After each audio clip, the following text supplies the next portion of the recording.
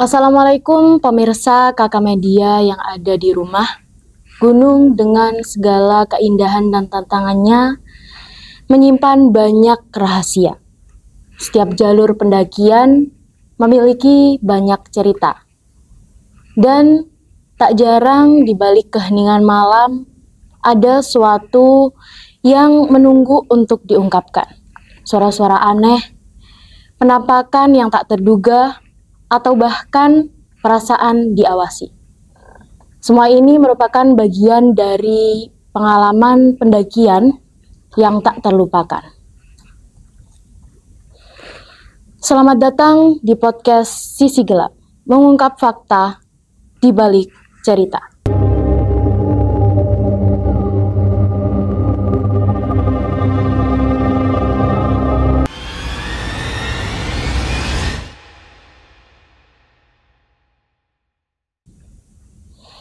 Pada episode perdana kali ini dengan tema misteri di balik pendakian, kisah horor di gunung.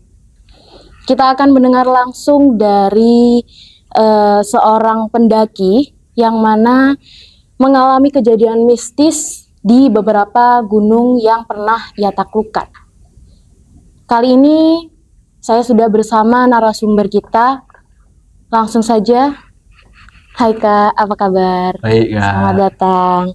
Oke, boleh perkenalkan dulu kepada pemirsa Kakak Media. Ya, Assalamualaikum warahmatullahi wabarakatuh. Perkenalkan, nama saya Muhammad Alvin Mubarak.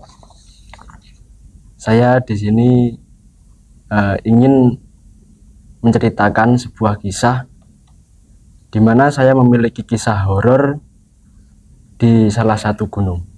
Oke. Kak Barok, boleh tahu nggak kesibukannya akhir-akhir ini itu apa? Untuk kesibukan saya, ya sebenarnya cuma nganggur sih, Pak. Iya. Jadi mahasiswa. Iya. Iya. Oke, mungkin sama kayak ikut kegiatan mungkin?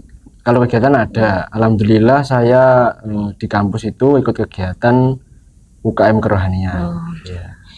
Untuk persoalan pendakian nih Kak ya, apa sih yang bikin Kakak ini tertarik gitu buat mulai mendaki gunung? Untuk persoalan pendakian, kenapa saya kok tertarik untuk mendaki gunung? Karena bagi saya gunung itu adalah suatu kecanduan, candu Mbak. Naik gunung itu sangat candu. Karena apa? Dulu saya ketika awal mendaki itu saya merasakan rasa yang benar-benar lelah. Nah, setelah itu saya berbicara pada diri saya sendiri. Saya bilang seperti ini, wah saya nggak bakal mendaki lagi, ternyata mendaki itu capek, gitu kan Mbak. Nah ternyata setelah seiring berjalannya waktu, melihat teman-temannya suka mendaki, kok rasa ketertarikan itu ada, gitu loh. Iya. Akhirnya saya mencoba lagi, dan untuk awal pendakian saya itu di Gunung Penanggungan, Mojokerto. Oh. Itu. Penanggungan. Nah, ya itu ya yang saya ceritakan awal tadi, di mana saya ya bisa dikatakan menyesal lah, Mbak. Iya. Naik gunung itu berat, lelah dan lain-lain. Nah, terus untuk yang kedua kalinya saya mencoba di Gunung Wilis. Pas ketepatan pada waktu itu ada acara 17 Agustus kan, saya diajak teman-teman dengan 12 anak, satu rombongan saya 12 anak, itu diajak, saya mendaki.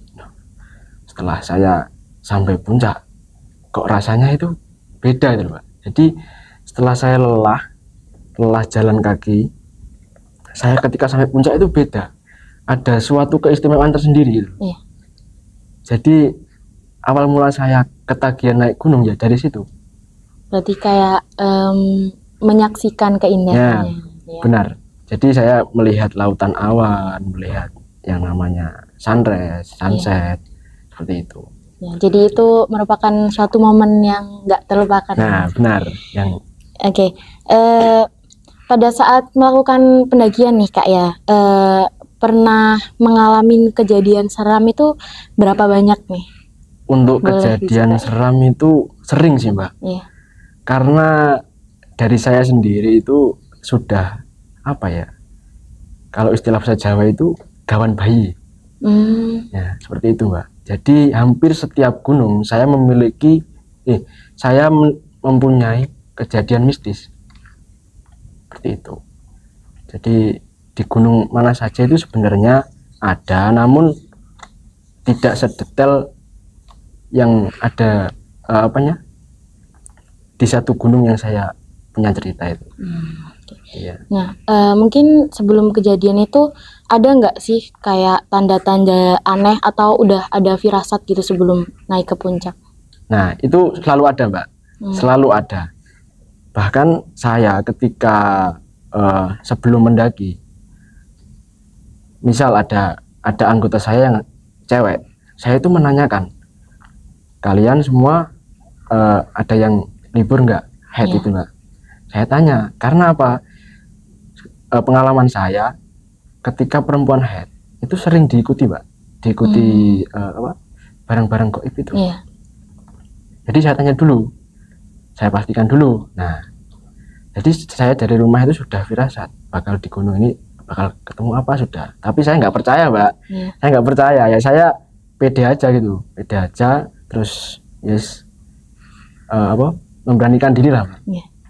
Bahasanya kan ya juga ada yang sang pencipta lah yang menjaga saya gitu. Oke. Pada saat melakukan pendakian bareng teman-teman kah ya? Tadi ada 12 orang katanya. Reaksi mereka kayak pas ada kejadian mistis itu kayak gimana? Atau kakak aja yang bisa lihat atau teman-teman kakak juga bisa?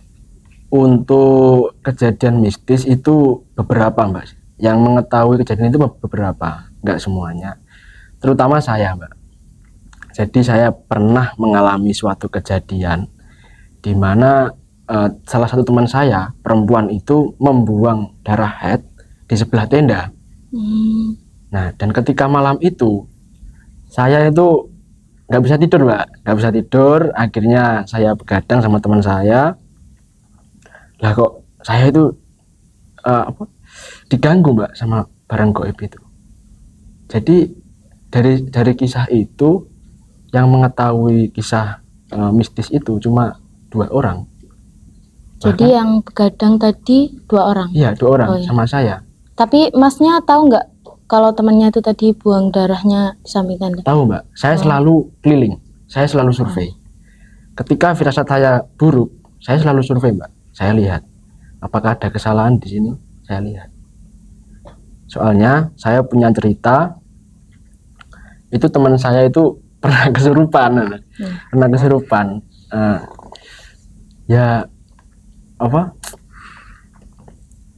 Ketika itu kan dia awalnya terdiam, terus kesurupan gitu. Nah itu ya berkat kecerobohan teman-teman sendiri sih di sini. Itu. Dari semua gunung nih yang udah pernah kakak daki, menurut kakak gunung mana yang paling kerasa banget gitu auranya? Untuk pengalaman pendakian saya, gunung yang paling berkesan dan memiliki kisah mistis itu Gunung Klotok, Kediri Mbak.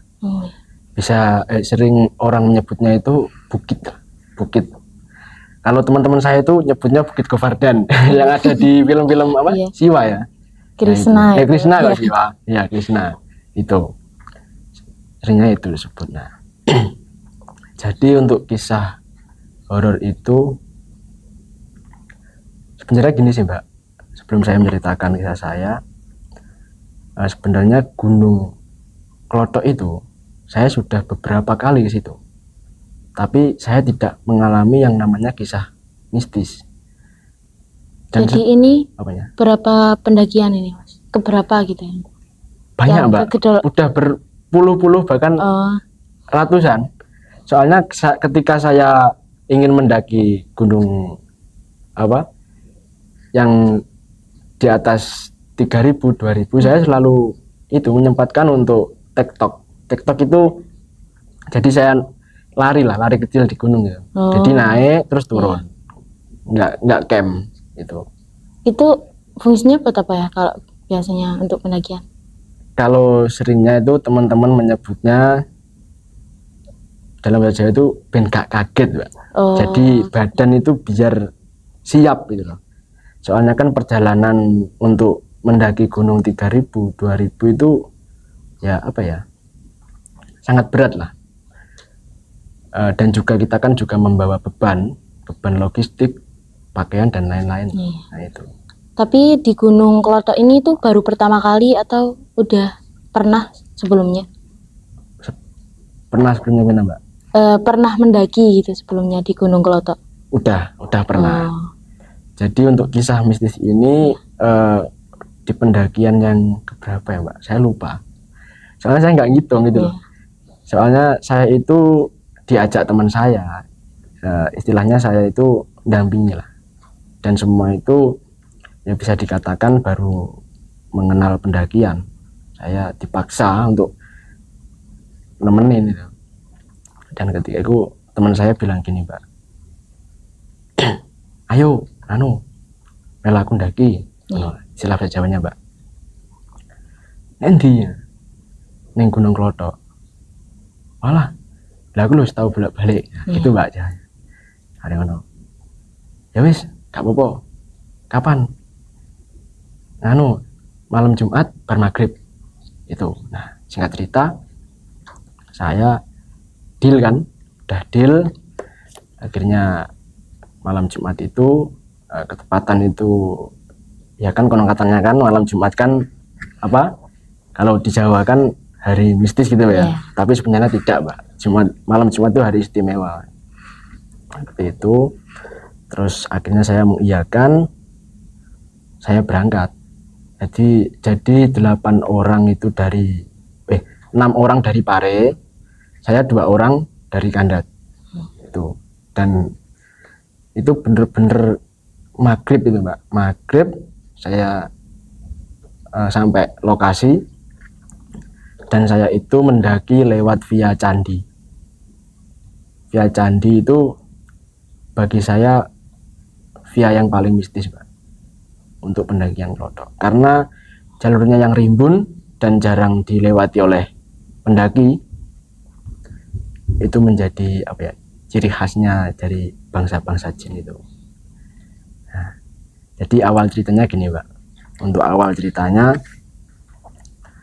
setelah saya sampai kan 6 orang itu teman saya kan sudah sholat, Mbak. Sholat di musola. Musola itu bertepatan di Lebak. Lebak itu kalau Mbaknya tahu kampus unik Gunung Klotok itu, ya itu naik, nanti kan ada jalan tikungan, itu ada apa ya,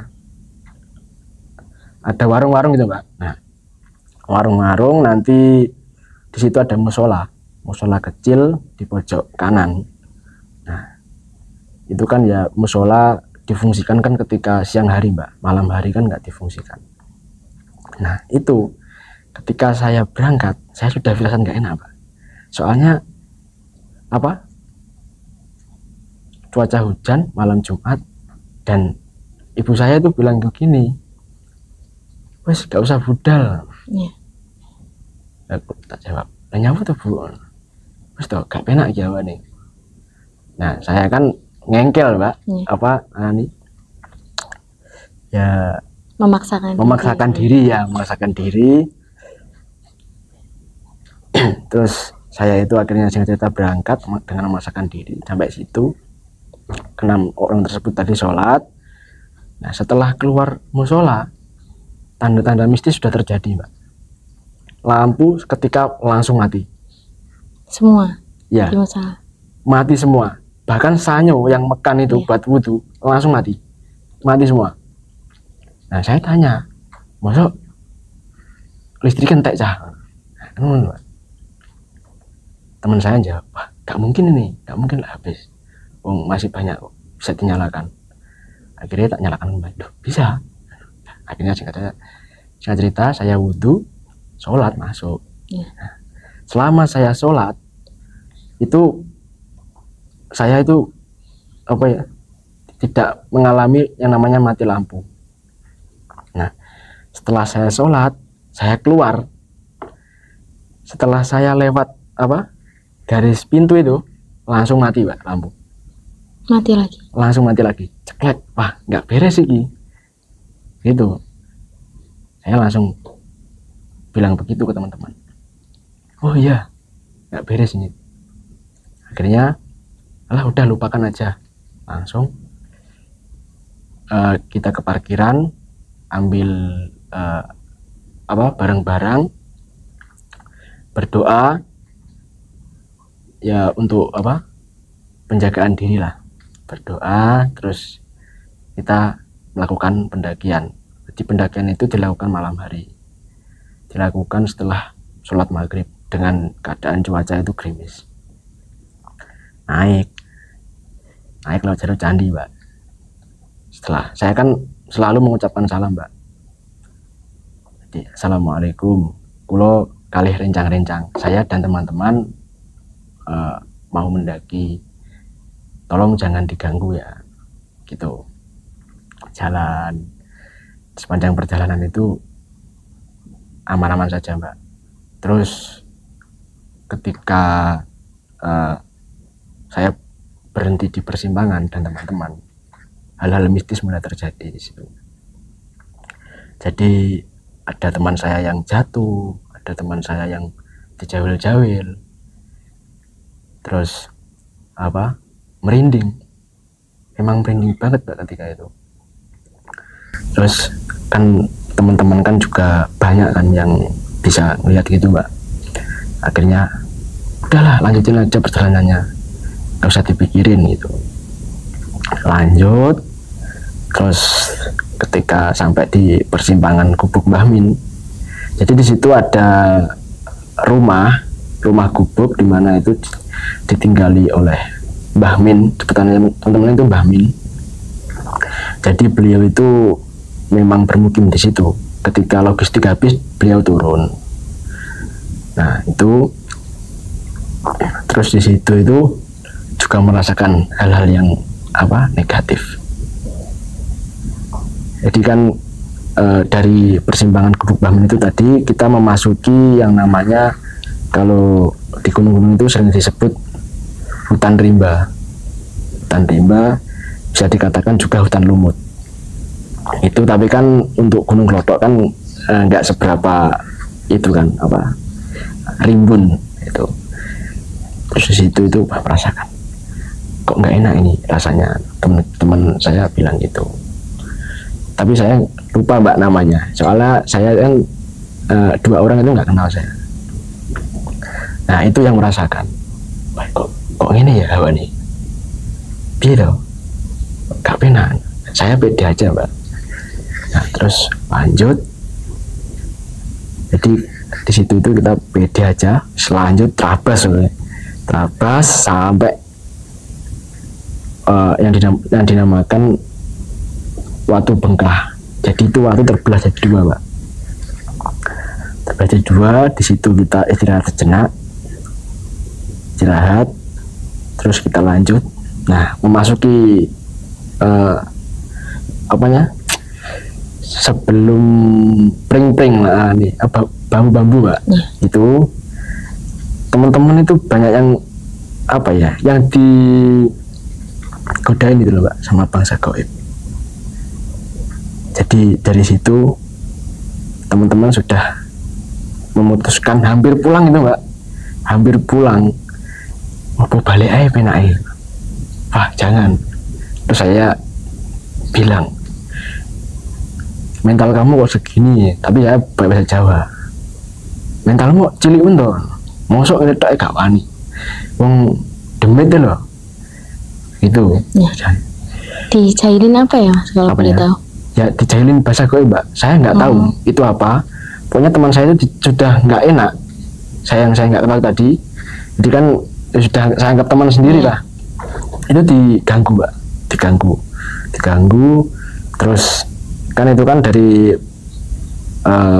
pohon bambu sampai ke perkemahan kan itu kan deket Mbak. Terus kita mendirikan, setelah sampai kita mendirikan tenda di puncak Watu Bengkah itu. Nah ketika mendirikan tenda itu hujan Mbak, hujan lebat banget. bahkan tenda itu basah semua, pakaian basah semua, logistik basah. Jadi itu bener-bener nekat. Nah, terus kita mendirikan tenda.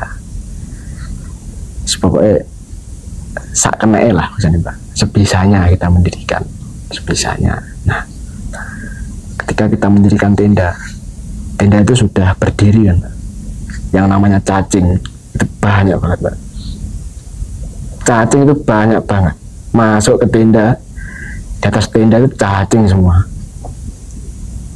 Nah, di situ kan memang secara logika kan kalau hujan kan cacing keluar Pak.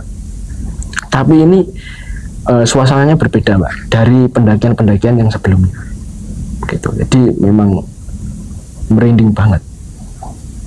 Merinding. Terus kita kan masak kopi, kita bercerita. Nah, kan di sana kan ada sinyal Pak. Saya main game sambil sebat sambil ngopi, saya main game.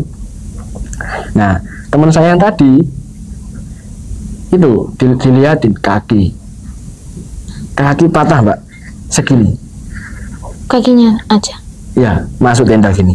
Dan kondisi itu pucat banget. Nah, teman saya nggak berani bicara ketika itu, langsung langsung diam.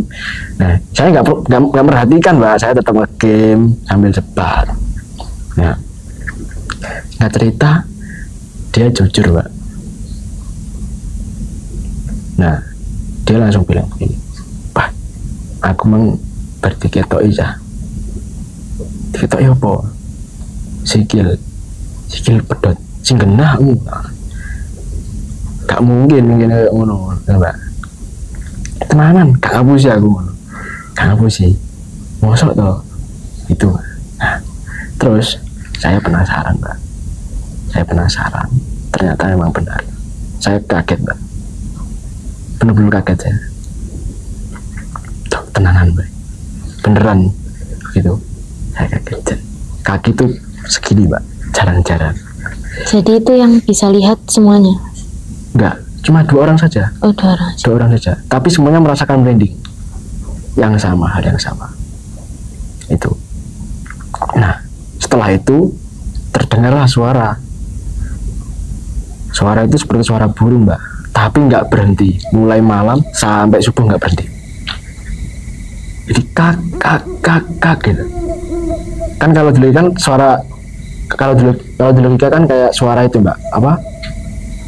Burung gagak kan? Iya. Tapi itu bukan burung. Entah apa itu Mbak. Itu dari malam sampai pagi. Nah, lanjut yang ke tadi.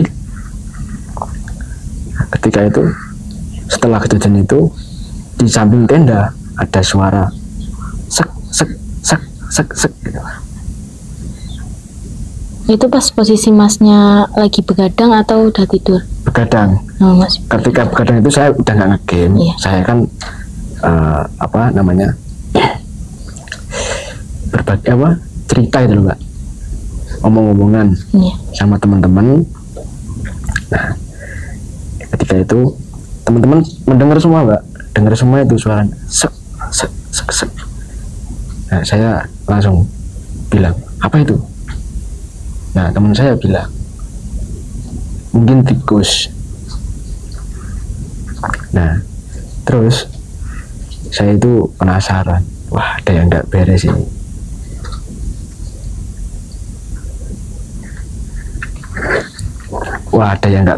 Mbak. Terus saya keluar tenda, memberanikan diri. Ternyata ya ini Allahu a'lam Mbak, apakah saya yang kelelahan, apakah memang nyata saya melihat sosok wanita cantik yang berbadan rusa, seperti di dongeng-dongeng itu ada di Gunung Klothok. Saya melihat itu Mbak. Dan ketika kita saling menatap satu sama lain, dia langsung lari. Itu Mbak. Saya kaget, apa ini? Gitu. Kok enak ini? Nah, kaget Mbak, saya kaget banget ya.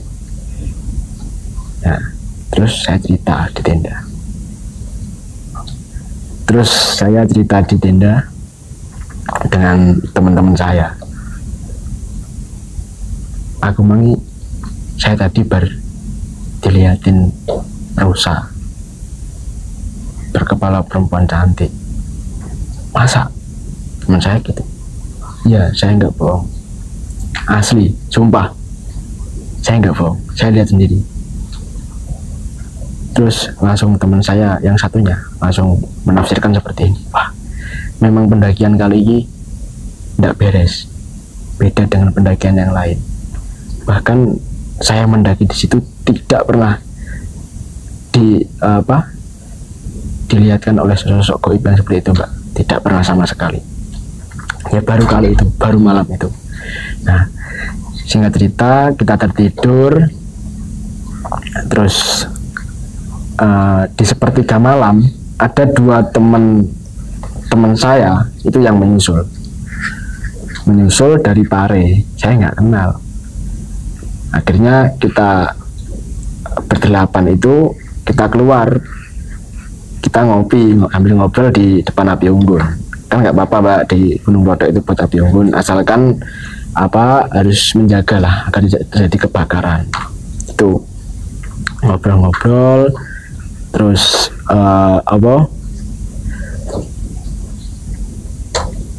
ngobrol-ngobrol, kita berbagi kisah, dan saya juga menceritakan kisah saya tadi. Bahkan dua orang itu tidak percaya, karena ya di pikiran teman-teman saya, Gunung Prodok kan adalah gunung gak pati mistis lah, gak terlalu mistis. Masa bisa ketemu seperti itu? Nah, itu kita cerita sampai menjelang pagi, dan saya pagi tertidur. Terus teman-teman saya suruh foto-foto, kan belum tahu semua anak-anak itu. Terus, kamu foto-foto aja, Pak, tidur gitu. Dan setelah itu pagi itu benar-benar suara itu hilang, Pak. Nggak ada. Suara itu hilang. Jadi suara itu dari malam sampai subuh bersuara terus, nggak ada diemnya, asli. Gitu ya, itu ceritanya. Jadi itu yang dirasain semuanya pernah ngalamin itu juga? Iya, pernah. Jadi teman-teman Mas itu tadi nggak hanya Kak Faruk aja, tapi temennya juga lihat? Iya, lihat. Yang satu saja Mbak ya, yang lainnya enggak, cuma satu. Jadi yang lihat kaki itu cuma satu, yang lihat rusa cuma saya. Itu. Kalau pas ngelihat rusa itu tadi kayak perasaannya Mas gimana? Ya gimana ya Mbak, saya kalau sama hantu itu sebenarnya nggak takut Mbak, tapi perlu adaptasi. Contoh ketika kita bertemu teman lama, seketika itu dia muncul di hadapan kita. Nah, kita kan otomatis kaget Mbak, duh kok bisa gitu. Jadi adaptasi dulu, seperti kayak pengenalan gitu. Ya sempat kaget, sempat ada rasa takut, tapi membiasakan, soalnya sudah sering seperti itu Mbak. Sudah sering dari kecil saya seperti itu, dari kecil dilihat-lihatin bareng-bareng gitu. Kalau sekarang berarti sampai sekarang masih bisa? Bisa. Oke, Kakak pernah dengar cerita seram kan biasanya dari orang lain? Iya. Ya, itu kan kayak biasanya tentang gunung dan lain sebagainya. Nah, terus kejadian pas pas Kakak mendaki di situ, apa benar gitu kejadiannya kayak gitu? Untuk pendakian itu hanya mitos ya Pak. Untuk cerita-cerita yang tadi kayak adanya kancil berkepala manusia itu hanya mitos. Tapi kok ketika saya mendaki, kenapa saya kok ditunjukkan gitu Mbak? Apakah ini rasa penasaran saya? Soalnya dulu saya pernah Mbak menantang. Saya itu orangnya ya bisa dikatakan kalau Jawanya itu ingangi gitu Pak. Ingangi. Jadi saya malah berani gitu Pak. Oh sore Gunung Klothok iki nek kene ani gak percaya aku gitu. Tapi saya percaya kalau adanya bangsa Goib, percaya Pak. Nah ternyata ketika hari itu saya ditunjukkan aslinya Pak. Tapi mungkin untuk saya ceritakan itu kurang dipercaya seseorang ya. Soalnya jarang bertemu seperti itu. Iya. Ya. Mungkin orang-orang spesial kayak Kak Barak aja ya. Spesial lihat kekurangan. Okay. Mungkin setelah ngalamin kejadian hal itu tadi ya, cara pandang Kak Barak itu kayak kegiatan mendaki itu berubah nggak? Apa kayak tetap besoknya lanjut lagi gitu? Untuk kejadian setelah kejadian itu Mbak ya, saya itu malah apa ya, lanjut mendaki Mbak, nggak takut. Bahkan saya pernah ditakut-takutin teman saya yang punya kisah horor itu, nanti kalau kamu mendaki ada pasar setan, kamu dimasukin dimensi lain gimana? Nggak takut, karena saya punya Allah Mbak. Saya nggak takut, saya berani aja. Jadi semua itu saya anggap halusinasi. Agar apa Mbak? Agar mental kita tidak down ketika kita di alam bebas. Gitu. Dari pengalaman kakak tadi nih, ada nggak tips buat pendaki pemula biar nggak ngalamin kejadian aneh pas naik gunung? Tips untuk pendaki pemula, ya untuk pendaki semuanya lah. Saya juga pemula. Untuk pendaki semuanya itu kalau bisa kita juga harus sopan di alam. Jadi kita sopan itu tidak hanya di orang tua, guru dan lain-lain.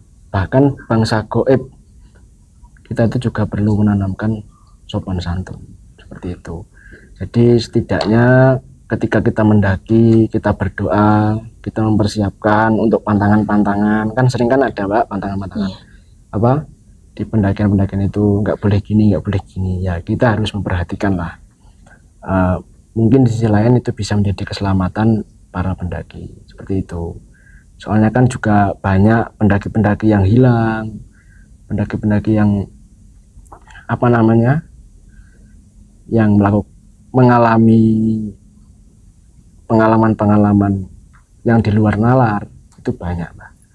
Jadi ya kalau bisa kita tetap sopan santun di alam bebas, karena alam bebas itu juga punya penghuni. Gitu.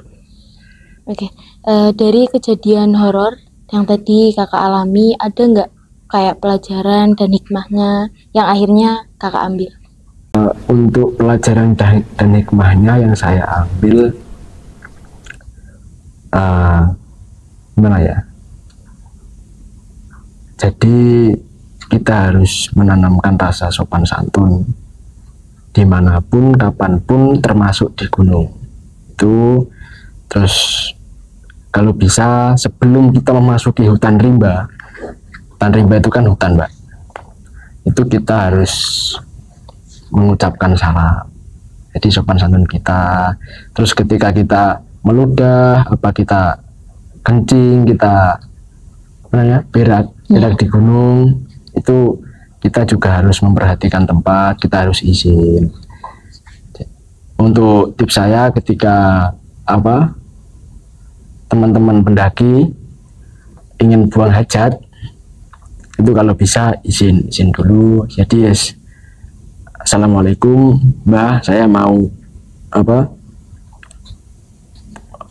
buang hajat lah, saya izin untuk tempatnya. Jadi nanti dilubangin dulu, setelah selesai ditutup lagi gitu.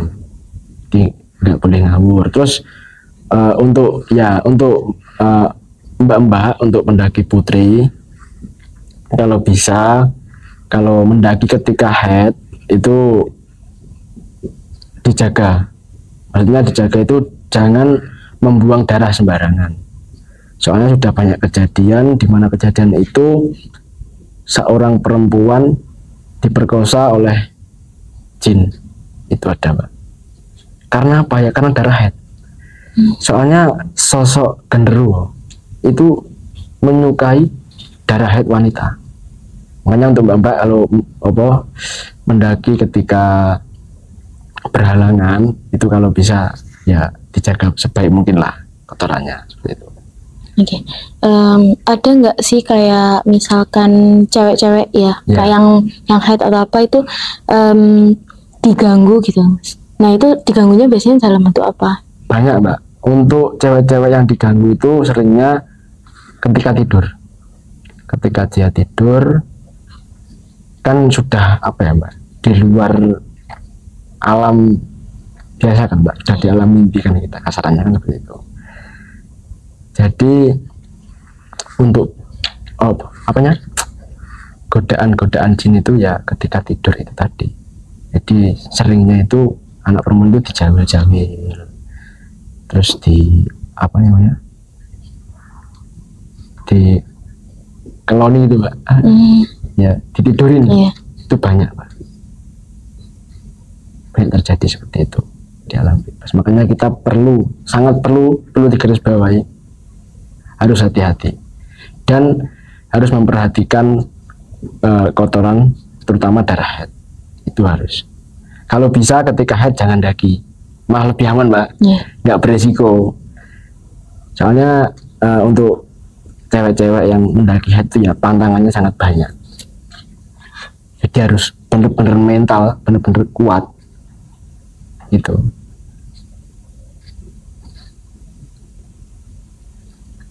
Mungkin dari pengalaman Kak Barok tadi kan bisa melihat beberapa penampakan. Nah itu sempat nggak sih Kak Barok kayak nangkep sama kamera gitu, tiba-tiba kayak foto gitu? Untuk nangkep sama kamera itu jarang sih mbak. Soalnya saya itu melihat langsung dari mata saya mbak, jadi jarang untuk mendapatkan foto-foto yang jepretan-jepretan yang ada makhluk mistisnya itu jarang. Berarti Mas Barok ini langsung nyaksiin terus kayak nggak sempet gitu ya? Nggak sempet foto. Iya. Mungkin kayak misalkan biasanya kan teman-teman kan kayak ada cerita, ada juga yang nggak mau cerita. Nah biasanya tuh kan ada yang baru pulang, baru cerita, itu kadang Mas Barok pernah diceritain nggak sama temennya? Banyak mbak, banyak. Jadi teman-teman itu ketika pendakian itu saya tanya itu nggak berani cerita mbak, dan dia langsung ngomong gini, nanti aja kalau sudah sampai rumah. Tak tanyain kenapa kok sampai rumah, nggak sekarang aja kan lebih seru, sensasinya kan lebih mistis, lebih terasa merindingnya gitu mbak. Saya kan suka gitu, saya kan suka tantangan gitu. Terus teman saya jawab gini, wis toh pokoknya ini ngomong aku udah di rumah aja, saya takut. Ya udah nggak apa-apa, tak tunggu di rumah. Ketika di rumah dia cerita, ternyata ada gini. Saya langsung ngomong, kenapa kamu nggak bilang? Kenapa kok disimpan sendiri? Jadinya kamu bilang biar teman-teman itu bisa menolong, gitu Pak. Seringnya itu ketika buang air itu sering Pak. Kan sama di semak-semak Pak, jauh dari tenda gitu loh. Jadi sering anak-anak dilihatin gitu. Dan ceritanya itu di rumah, nggak pernah cerita di lokasi, nggak berani. Kalau saya terus terang Mbak, semisal saya dapat kisah horor ya, hari itu pendakian itu jam itu, langsung saya ceritakan di tenda Mbak. Dan teman-teman saya ada yang jawab ini, berhenti hup aja cerita wis iya ada yang daki, ada seneng gitu. Karena ada yang begitu, ya udah tak pending dulu aja di rumah cerita itu. Kalau boleh tahu nih Kak Barok, temen Kak Barok tadi nyeritain kayak diliatin apa gitu, cerita nggak sama apanya? Cerita nggak sama jenengan? Cerita seringnya itu kalau teman-teman Mbak ya, kalau teman-teman itu sering dilihatin kuntilanak. Yang paling sering di gunung kuntilanak Mbak, kuntilanak, terus sosok orang dengan raut muka datar, berwajah pucat, itu sering Mbak. Dan diajak interaksi itu tidak ada feedback gitu, diem gitu. Dia teman-teman langsung menotif bahasanya itu kan apa, bangsa jin gitu. Nah itu sering teman-teman. Jadi mungkin baru berani ceritanya pas nggak pada pendakian. Ya benar, pas di rumah baru berani cerita. Terus biasanya kan kalau mendaki kan pastinya turun ya. Biasanya kalau turun ada kejadian lagi nggak kayak gitu? Kalau turun, alhamdulillah selama ini belum ada sih Mbak. Tapi saya pernah menyaksikan sendiri Mbak. Tapi entah itu benar apa enggak, apakah itu manusia asli atau tidak ya. Saya pernah turun, saya menyapa seorang, tapi enggak ada jawaban. Gitu. Dan wajahnya pucat. Ya udah saya anggap orang aja gitu. Saya lanjut jalan gitu. Ya, alhamdulillah belum ada sih. Belum ada dari teman-teman. Berarti mereka menampakkan pas masnya daki aja? Iya, pas malam Mbak. Seringnya malam. Kalau pas pulang itu jarang. Meskipun itu pulangnya kita ketemu malam lagi, itu jarang Mbak. Hampir-hampir nggak ada. Gitu. Jadi mungkin ada kejadian horor lagi nih Kak selain di Gunung Klothok? Wah, untuk kejadian horor itu ada banyak sih Mbak. Tapi bagi saya itu hanya setengah-setengah itu Mbak, nggak berlanjut. Jadi ada sih di Gunung Lawu saya pernah, di Gunung Budak saya pernah, di Gunung Sumbing saya pernah, Sindoro, terus Gunung Penanggungan, terus gunung mana lagi ya, Wilis, itu tahu. Wilis itu yang via Tulungagung, namanya apa ya, Jurang Senggani ya, via Jurang Senggani itu. Saya kan soalnya trek malam itu, trek malam jam 9 sampai puncak itu subuh. Karena bawa cewek Mbak, lambat banget. Bawa cewek 2, lanangnya 6, laki-lakinya 6. Tuh. Jadi mungkin di salah satu gunung tadi itu ya sama nggak kayak yang tadi di Gunung Klothok penampakannya? Beda Mbak. Kalau di gunung-gunung yang lain itu setengah-setengah itu loh Mbak. Nggak berani langsung liatin langsung itu Mbak. Nggak berani kayak di Gunung Klothok tadi. Jadi hanya sekilas itu hilang, sekilas hilang. Sekilas itu maksudnya dalam sosok apa? Semisal saya keluar tenda Mbak ya, saya melihat hilang, nampak sedikit terus hilang gitu, nggak berwujud kayak di Gunung Klothok tadi. Jadi singkat-singkat gitu. Jadi nggak seserem yang di Gunung Klothok tadi. Iya benar. Oke, pada saat mendaki nih ya Kak Barok ya, apakah pernah gitu kayak kadang pas mendaki terus disesatkan jalannya, nggak nyampe gitu? Wow, untuk itu kayaknya belum pernah sih Mbak. Tapi gini Mbak, saya punya cerita itu di Gunung Lawu via Candi Cetho. Candi Cetho itu yang candi yang banyak kerannya Mbak. Itu. Saya itu pas turun hujan deras. Entah itu disesatkan apa tidak, saya nggak tahu Mbak. Pokoknya pos 3 ke pos 2 itu perjalanan hampir 2 jam. Padahal itu jalan terus Mbak. Umumnya kan 1 jam udah sampai, bahkan setengah jam kan turun Mbak, cepet kan. Itu 2 jam lama banget. Jadi saya dari atas turun itu, dari atas saya itu asar, dari base sampai base camp itu jam 2 pagi dini hari. Lama banget Mbak. Sebenarnya itu bisa ditempuh hanya 4 jam. Soalnya kan kondisi fisik kan aman semua, laki-laki semua. Setidaknya kan berhubung hujan itu paling kan 5 jam lah, itu sampai berjam-jam Mbak. Jalan pos 3, pos 2 lama. Tapi ngerasa nggak yang pas perjalanan itu? Nggak ngerasa Mbak, soalnya udah posisi capek, nggak fokus semuanya, jadi jalan aja itu gitu. Dan nggak menemukan hal-hal mistis, tahu saja itu. Berarti seringnya itu pas daki gitu ya sih. Kalau pas turun tuh jarang ya. Jarang. Tapi biasanya Mas Barok itu seringnya itu diliatin apa ya Mas? Kak, biasanya diganggunya itu dalam bentuk sosok apa gitu? Kalau seringnya saya, yaitu yang pertama kuntilanak, yang kedua gendro. Itu sering banget. Kalau untuk, ya juga ada sih Mbak, penampakan saya diliatin macan, diliatin kayak empu gitu, pakai apa namanya, blangkon ya, blangkon pakai baju Jawa. Itu juga pernah. Tapi itu enggak, kalau saya apa ya, kalau saya tafsirkan itu enggak ngeri sih Mbak, cuma melihatkan kayak orang biasa gitu. Itu. Oke. Kalau ditanya nih ya Kak ya, gunung mana yang masih pengen banget Kakak daki, meskipun Kakak itu udah tahu gitu ceritanya mistis, kayak jangan ke situ gitu. Tapi Kakak kayak alah gitu. Kalau itu banyak sih Mbak, hampir semua pengen remedi di sini. Tapi berhubung apa ya, gak ada sangu. Akhirnya ya ditunda dulu lah, ngumpulin uang.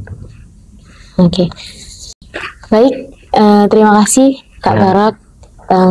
Baik pemirsa, itu tadi pengalaman yang diceritakan oleh Kak Barok mengenai pengalamannya mendaki di beberapa gunung. Nah, terima kasih juga untuk semua pemirsa Kakak Media yang telah menyaksikan podcast Sisik Gelap pada episode perdana kali ini. Nantikan episode lainnya yang gak kalah seru pastinya untuk pemirsa nantikan. Tentunya hanya di YouTube Kakak Media, Media Kampus IAIN Kediri. Jangan lupa like, komen, dan juga subscribe. Akhir kata, saya Lala mewakili kru yang bertugas pamit undur diri. Wassalamualaikum warahmatullahi wabarakatuh.